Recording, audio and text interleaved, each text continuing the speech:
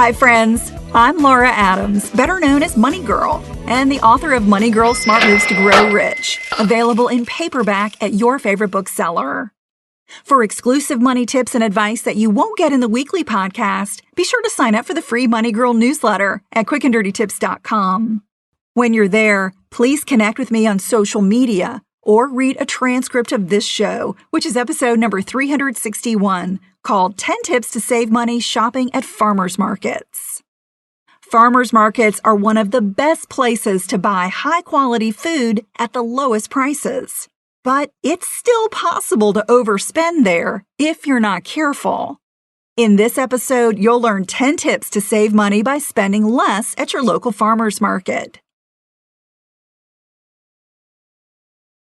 If you're not familiar with a farmer's market, it's a place where a farmer or a produce broker sells fresh goods directly to consumers.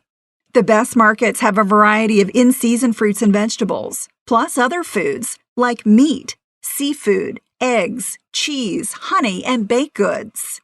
They might also have other vendors, such as food trucks, jewelry makers, musicians, flower stands, and sellers of homemade candles or soap. Shopping farmers markets can be a fun way to buy healthy food, spend time outdoors, and even meet up with friends. Here are 10 tips to save money and make sure you get the most out of your local farmers market. Savings tip number 1, research nearby markets.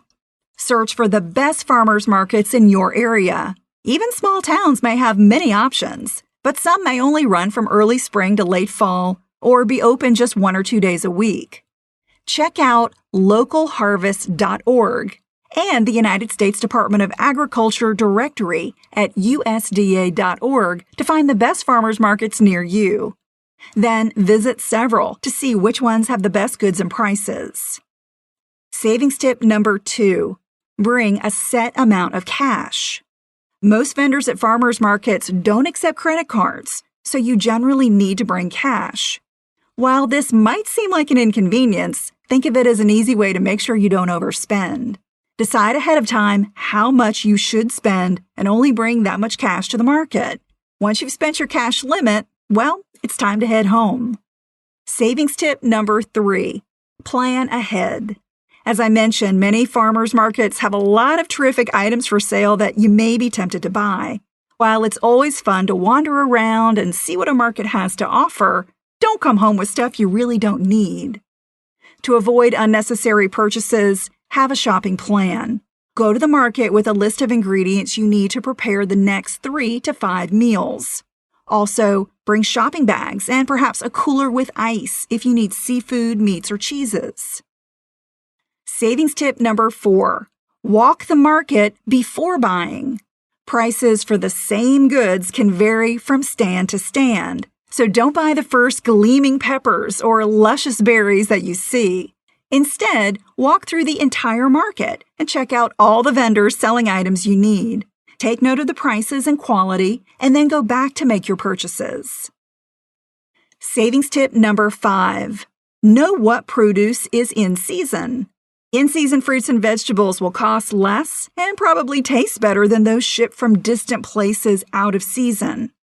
To find out what's in season by state, month, and food, use the Natural Resources Defense Council's Eat Local map or the Seasonal Ingredient map at epicurious.com. As always, you'll find all the links and resources that I mention in the show on the Money Girl page at quickanddirtytips.com. Savings tip number 6, know prices. It's a good idea to be familiar with grocery store prices for in-season fruits and vegetables. Otherwise, you really don't know if the organic, ugly tomatoes at the farmer's market are a good deal. Some produce may actually be less expensive at a conventional grocery store. However, choosing the least expensive food isn't always best, since the quality may be poor. Or you may prefer to support local farms regardless of price if you can afford it. Savings tip number 7, don't buy too much. While this might seem like an obvious tip, don't overestimate how much you can eat or how long produce from the farmer's market will last. Wasted food equals wasted money. Think about how many ears of corn you really can eat within the next week and err on the side of buying less rather than more. Or, if you like buying in bulk, you can certainly get additional savings. Most fruits and vegetables can be frozen for up to several months, as long as you prepare them properly and have room in the freezer. Savings tip number 8. Shop with a money-savvy friend. If you want to keep yourself in check, consider shopping with a friend or family member. Not only can they help you stick to your spending plan, but they may be interested in sharing bulk purchases with you. Savings tip number 9. Become a market volunteer. Many farmers markets are sponsored by organizations that rely on volunteers to keep them running. Consider becoming a volunteer in order to get to know the vendors and how the market is operated.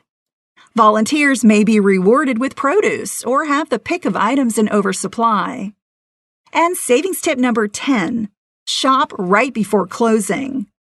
Although a stand's selection might be picked over right before a farmer's market closes, many vendors would rather discount what's left than to have to take it home.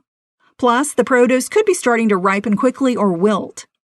Not all markets allow last-minute discounting, but it's worth watching for. It's in a vendor's best interest to make sales and not end up with rotten produce. If you have other tips for saving money at farmers markets, be sure to share them on the Money Girl Facebook page. I'm glad you're listening. Cha-ching! That's all for now, courtesy of Money Girl, your guide to a richer life.